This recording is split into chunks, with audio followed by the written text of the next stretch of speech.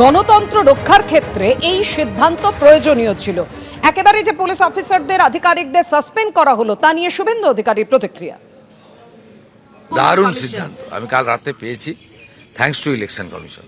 Democracy রক্ষা করার ক্ষেত্রে এই এত বড় সিদ্ধান্ত খুব প্রয়োজন ছিল। গুন্ডা গুন্ডা, ভোট লুটের গুন্ডা, রেজিস্টার্ড গুন্ডা। সিপিএম এর সময় সুশান্ত ঘোষ, লক্ষণ সেটরা গুন্ডামি করতো, রিগিং করতো। এরা হচ্ছে রেজিস্টার্ড গুন্ডা, বেতন পায় ট্যাক্সের টাকায় আর গুন্ডামি করে তৃণমূল কংগ্রেসে। সিও মনোজ কুমার আগরওয়াল তিনি বলছেন যে দ্বিতীয় দফা ভোটের জন্য নির্বাচন কমিশন সম্পূর্ণ প্রস্তুত রয়েছে। শুনুন। हम तो द्वितीय तरफ का जो है सब हम लोग एकदम रेडी है। पूरी मशीनरी रेडी है। हमारे बीएलओ से लेके एआरओ से लेके आरओ से लेके ओसी से लेके जितने डिपार्टमेंट है इलेक्शन से इन्वॉल्व है सब एकदम तत्पर है, एकदम रेडी है और एकदम 100% रेडी है हम लोग करने के लिए। দ্বিতীয় দফা ভোটের আগে নিরাপত্তায় জোর। কত কোম্পানি কেন্দ্রীয় বাহিনী মোতায়েন করা হয়েছে এবং কোথায় কোথায় সেই কেন্দ্রীয় বাহিনী মোতায়েন করা হয়েছে আপনাদেরকে জানাবো, কারণ দ্বিতীয় দফার ভোট আর কয়েকদিন পরেই। দ্বিতীয় দফায় মোট 2321 কোম্পানি কেন্দ্রীয় বাহিনী মোতায়েন করা হচ্ছে। নজরদারি চালাবেন 142 জন জেনারেল অবজারভার, 95 জন পুলিশ অবজারভার থাকবেন। কলকাতার জন্য মোতায়েন থাকছে 273 কোম্পানি বাহিনী। কথা বলবো, আমাদের সঙ্গে রয়েছেন আমাদের প্রতিনিধি অনির্বাণ বিশ্বাস। অনির্বাণ, কোথায় কোথায় কত কোম্পানি কেন্দ্রীয় বাহিনী মোতায়েন থাকছে দ্বিতীয় দফার জন্য? হ্যাঁ দেখো পাখি, তোমাকে প্রথমেই জানিয়ে রাখি যে 29 তারিখ যে দ্বিতীয় দফা নির্বাচন এবং তার আগে এখনো পর্যন্ত নির্বাচন কমিশন সূত্রে আমরা যেটা জানতে পাচ্ছি যে 2321 কোম্পানি কেন্দ্রীয় বাহিনী তারা কিন্তু মোতায়েন থাকবে দ্বিতীয় দফা নির্বাচনের জন্য। এবং এর পাশাপাশি কিন্তু 142 জন জেনারেল অবজারভার থাকবেন, এক্সপেন্ডিচার অবজারভার থাকবেন আরও 100 জন এবং 95 জন থাকবেন কিন্তু পুলিশ অবজারভার।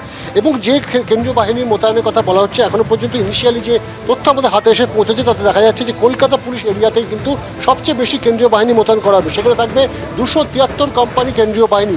এরপরই যদি দেখা যায় তাহলে কিন্তু পূর্ব বর্ধমান, সেখানে থাকবে 260 কোম্পানি কেন্দ্রীয় বাহিনী।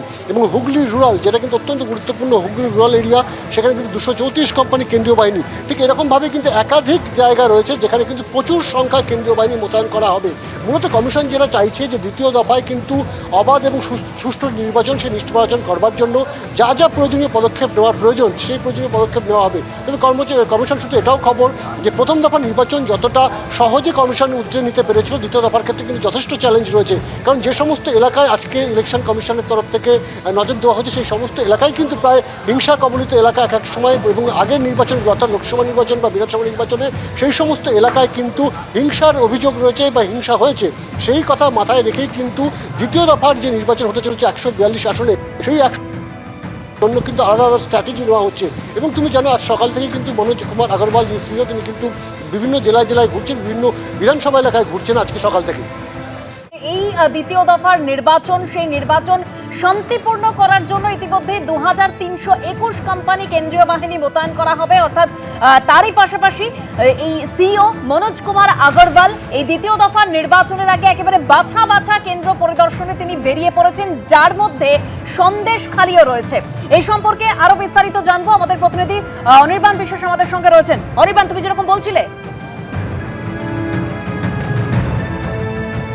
দেখো রশ্মিতা, একদমই মনোজ কুমার আগরওয়াল সহ তার যে টিম তারা কিন্তু বেরিয়ে পড়েছেন। এনকে মিশ্রাও যিনি রয়েছেন স্পেশাল অবজারভার, পুলিশ অবজারভার, তিনিও কিন্তু রয়েছেন এবং তারা কিন্তু বিভিন্ন জায়গায় যাচ্ছেন। এবং তুমি যদি দেখো যে আজকে সকাল থেকে তারা যে যে জায়গাগুলো গেছে তার মধ্যে ছিল আরামবাগ, বারাকপুর, বনগা, এমনকি সন্দেশখালী। এই যে 4টি জায়গায় আজকে তারা ঘুরছেন, প্রত্যেকটি জায়গায় কিন্তু অতীতের যে লোকসভা বা বিধানসভা নির্বাচন, সেই বিধানসভা নির্বাচনগুলিতে কিন্তু হিংসার ঘটনা ঘটেছে। কোথাও গুলি চলেছিল, কোথাও মৃত্যুর ঘটনা ঘটেছিল, কোথাও বোমাবাজি হয়েছিল। ফলত সেই কথা মাথায় রেখে কিন্তু সিইও মনোজ আগরওয়াল তিনি কিন্তু নিজে বেরিয়ে পড়েছেন, সরেজমিনে সেখানে যাচ্ছেন এবং সেখানকার পরিস্থিতি খতিয়ে দেখছেন। শুধু তিনি যাচ্ছেন, পরিস্থিতি খতিয়ে দেখছেন এমনটা নয়, সেখানে কিন্তু যে সমস্ত স্টেক হোল্ডার রয়েছে, পুলিশ থেকে শুরু করে কেন্দ্রীয় বাহিনীর জওয়ান থেকে শুরু করে পুলিশ অবজারভার, ডিও, প্রত্যেকের সাথে কথা বলছেন। কতজন এখনও পর্যন্ত যারা ট্রাভেল মেকার্স রয়েছেন তাদের কী অবস্থা, কতজনকে গ্রেপ্তার করা গেছে, কী পরিমাণে অস্ত্র সিজ হয়েছে, তার বিস্তারিত তথ্য কিন্তু তিনি নিয়ে নিচ্ছেন। কোন কোন এলাকাগুলো সবচেয়ে বেশি সেন্সিটিভ, সেখানে কী ধরনের জোর দিতে হবে। অর্থাৎ যেটা বোঝা যাচ্ছে যে এই যে এলাকাগুলোতে মনোজ আগরওয়াল এবং এবং তার টিম যাচ্ছেন প্রত্যেকটি এলাকার জন্য কিন্তু আলাদা আলাদা পরিকল্পনা নেওয়া হয়েছে ইলেকশন কমিশনের তরফে। এবং যেমনটা আমরা জানতে পাচ্ছি আগামীকালও কিন্তু তিনি বেরোবেন এবং আগামীকাল কিন্তু তিনি কাটোয়া এবং কাকদ্বীপ যাওয়ার কথা রয়েছে, অর্থাৎ একদিকে কিন্তু নদিয়া, অন্যদিকে কিন্তু তিনি দক্ষিণ 24 পরগনায় যাবেন। স্বাভাবিকভাবে এই কাকদ্বীপ কিন্তু বারে বারে আমরা দেখেছি যে দক্ষিণ 24 পরগনার এই যে কাকদ্বীপ, সেখানে কিন্তু বারে বারে গণ্ডগোল হয়, মৃত্যুর ঘটনাও ঘটেছে আগের নির্বাচনগুলোতে। ফলত ইলেকশন কমিশন এবং সিও অফিস চাইছে যে 29-এর নির্বাচন সেটা কিন্তু অত্যন্ত বড় চ্যালেঞ্জ তাদের কাছে, এবং এই নির্বাচন যদি সুষ্ঠুভাবে করতে হয় তার জন্য প্রত্যেকটি বিধানসভা বা যে এলাকা বা যে বিধানসভাগুলো হিংসাপ্রবণ সেই সমস্ত এলাকার জন্য আলাদা আলাদা করে কিন্তু দাওয়াই ঠিক করতে হবে, এবং সেই দাওয়াই দেওয়ার জন্যই কিন্তু বলা যেতে পারে আজকে মনোজ আগরওয়াল তার টিম নিয়ে বেরিয়ে পড়েছেন বিভিন্ন জেলায় জেলায় বিভিন্ন বিধানসভা কেন্দ্রগুলিতে। ধন্যবাদ অনির্বাণ। 29 তারিখ দ্বিতীয় দফার ভোট। এই মুহূর্তে সরাসরি গোঘাটের ছবি আপনাদের সামনে রাখবো। গোঘাটে রোড শো করছেন রাজনাথ সিং, সরাসরি সেই ছবি রেখেছি আপনাদের সামনে।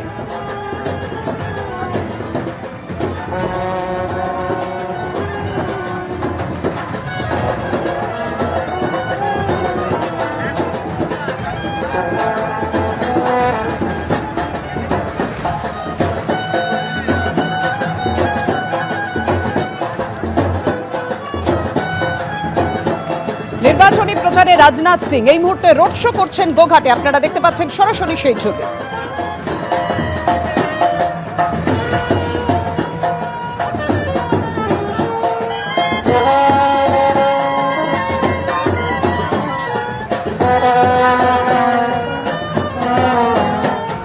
এবিপি আনন্দ, এগিয়ে থাকে, এগিয়ে রাখে।